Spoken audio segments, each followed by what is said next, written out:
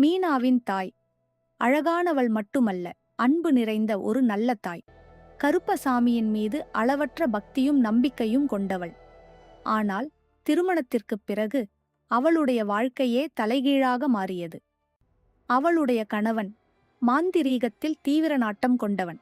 மீனா பிறந்த அந்த நொடியிலிருந்து அவன் மனதில் ஒரே ஒரு எண்ணம்தான் ஓடியது. இந்த குழந்தையை அந்த மாந்திரீக சக்திக்கு பலி கொடுக்கணும். என் குழந்தையை மட்டும் விட்டுடுங்க, அவளுக்கு எந்த தப்பும் தெரியாது. ஆனால் அந்த தந்தையின் மனதில் எள்ளளவும் இரக்கமில்லை. தன் குழந்தையை காப்பாற்ற அந்த தாய் தன் உயிரையே பணயம் வைத்தாள். அன்று மீனாவை பலியிட முயன்றபோது அவளுக்கும் அந்த கொடியவனுக்கும் இடையே போராட்டம் நடந்தது. தன் உயிரையே கொடுத்து தன் மகளின் உயிரை காப்பாற்றினாள் அந்த தாய். தாய் இறந்து விட்டாள்.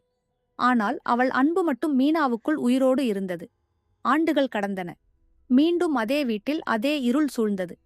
மீனாவை பலி கொடுப்பதற்கான பூஜைகள் மீண்டும் தொடங்கின. என்ன நடக்கிறது என்று புரியாமல் மீனா பயத்தில் நடுங்கினாள். அப்போதுதான் தன் தாயை பற்றிய அந்த கொடூரமான உண்மை அவளுக்குத் தெரிய வந்தது. அம்மா, எனக்காகவா நீ உன் உயிரையே கொடுத்தாய்? அம்மா, நீ பக்கத்தில் இல்லைன்னாலும் என்னை மீண்டும் ஒரு முறை காப்பாத்துமா.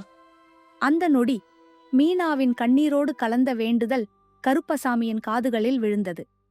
அடுத்த கணம் அமானுஷ்யமான ஒரு தெய்வீக சக்தி அங்கே இறங்கி வந்தது. ஒரு தாயின் உயிரை எடுத்தாய், இப்போது அவளுடைய மகளின் உயிரையும் எடுக்க நினைக்கிறாயா? அந்த நொடியில் அந்த நெஞ்சமில்லா கயவனின் கதை முடிந்தது. மீனா உயிர் தப்பினாள்.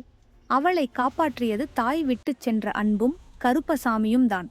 தாய் உடலால் இல்லாமல் போகலாம், ஆனால் தாயின் அன்பு ஒருபோதும் பிள்ளையை விட்டு போகாது.